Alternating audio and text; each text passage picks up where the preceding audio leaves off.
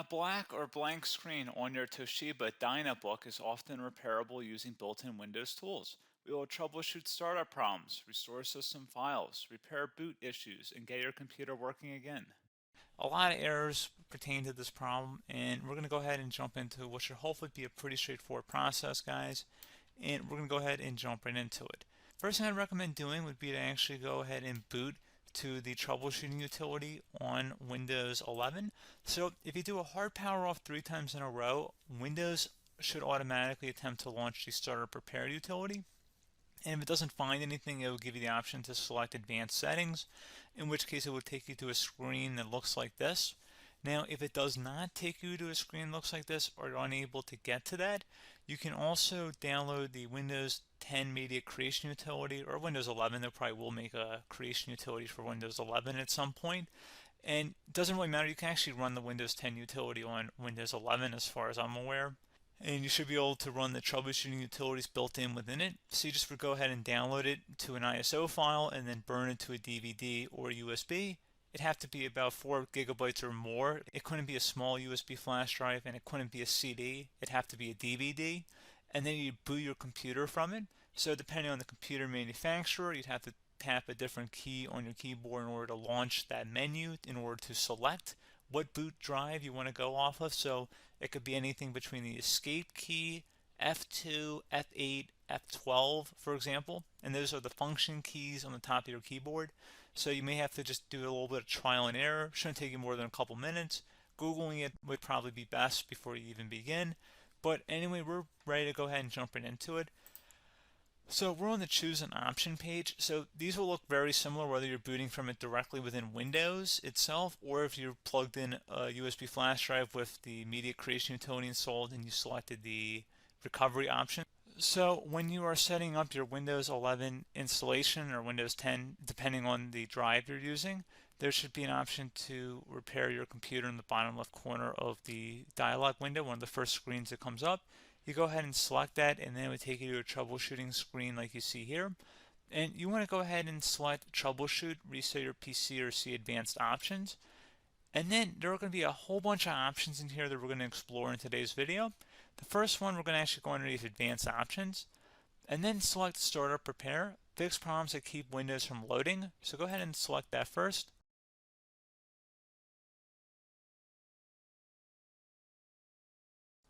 Okay, so you can see it could now repair our PC. That was our first option we could try. Something else, if we go back into advanced options here and then select troubleshoot, we're going to go underneath advanced options again. You can go ahead and actually access safe mode by selecting startup settings. And then if you select the restart button, you have the option on the screen select safe mode with networking, which will give you a key on the screen. It'll tell you which key to press to enter that. I believe it's the F7 key. It'll do that for you.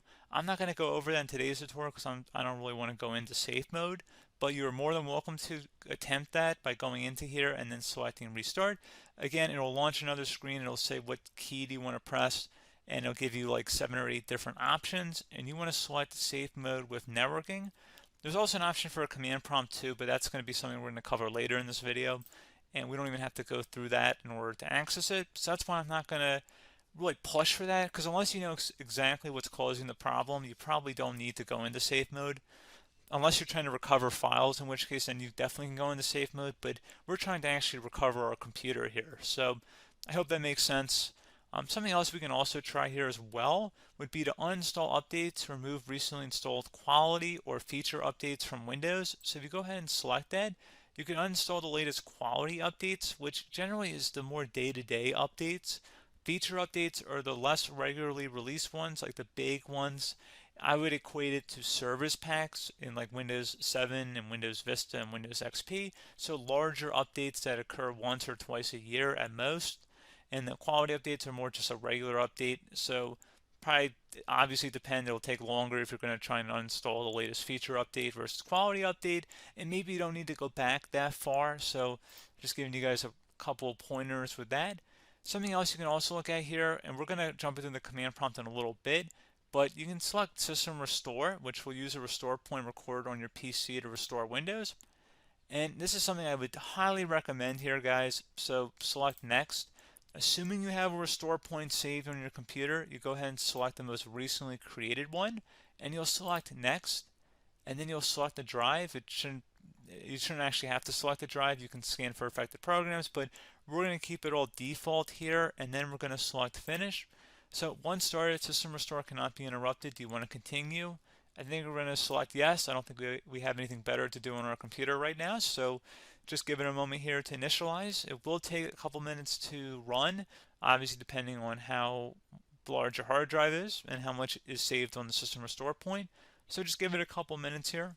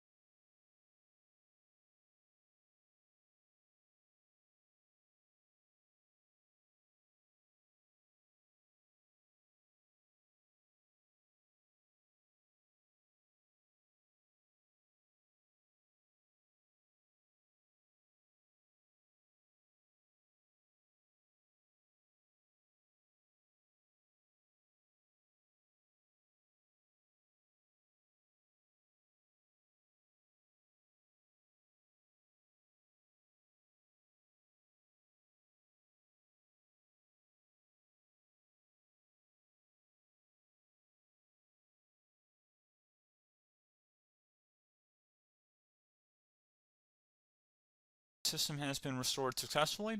We're going to go over a couple different methods in addition to that if that did not work. So I'm just going to pause the video and we're going to start back on the recovery screen that we started with. Okay, so a couple other things we can try here too. If you go back into Troubleshoot, you can select Reset Your PC, while you choose to keep or remove your personal files and then reinstalls Windows. You can select to keep my files, which will remove apps and settings but keeps your personal files. You can also select Remove Everything, which will remove all of your personal files, apps, and settings. So this is more of a factory reset, the second option here. First option, it should not delete all of your personal files. However, it will pretty much clear most of your programs, and keep in mind, there's no guarantee that your information, number one, is even still available and easily recoverable on your computer to the point that you actually would be able to recover anything. And the second point is that there's always a chance that it won't actually recover and it will just do a factory reset anyway. So there's no guarantee that actually would keep your files anyway. So I would recommend trying to get a recovery tool and backing that up first before selecting it anyway. But again, those are a couple different options. And then something else you can try here if you go back to the choose an option. Another option, if you go underneath choose an option and select troubleshoot, advanced options, and now select where it says command prompt. Okay, so the first thing we should do is type our main hard drive here. In most cases, it should be the C drive. So you just do a C colon and then hit enter on your keyboard.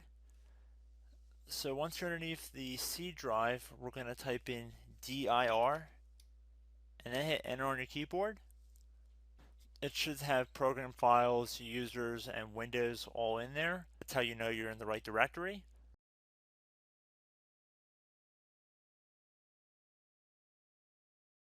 In some cases, it might be the D drive as well, so just keep that in mind.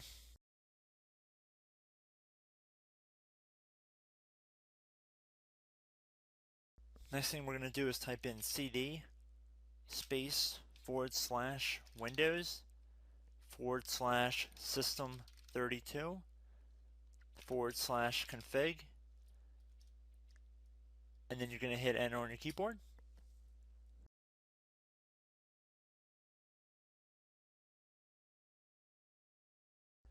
So now you're going to type md space backup.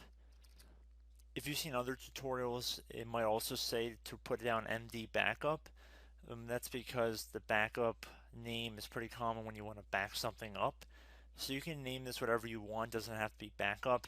So if you've already made a backup folder in the past, you could do backup 1, for example. So once you're done setting the name you want the backup to be called, hit enter on your keyboard again.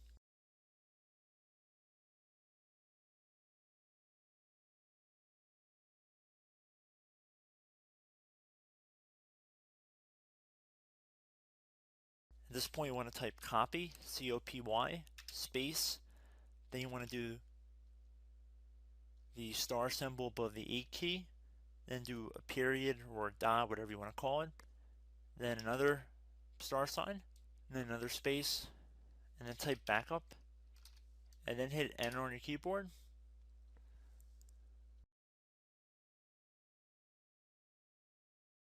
Now you want to type cd reg back, R-E-G-B-A-C-K,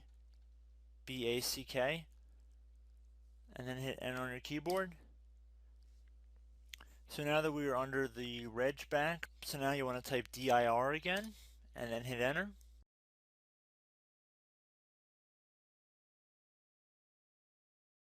So now at this point we're going to type copy again. So copy, space, star sign, dot, another star sign, space, and then 2 dots. So we're going to type copy, space, star sign, dot, sign,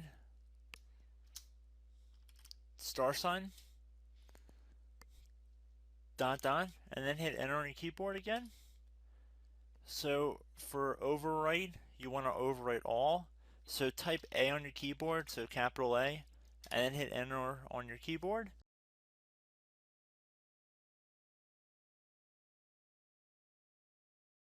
So at this point you should be good to go. You can close out of the command prompt window, and if you accidentally continue to Windows 10 you should be all set.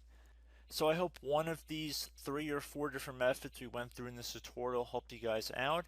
Again, I'm not sure if you guys heard me earlier, but try to go back into your safe mode if possible and uninstall any programs you know might be conflicting with the Windows startup if you can get into safe mode. So just keep that in mind. Something very simple like that could be blocking up everything. So again, I hope this tutorial helped you guys out, and I will catch you in the next tutorial. Goodbye.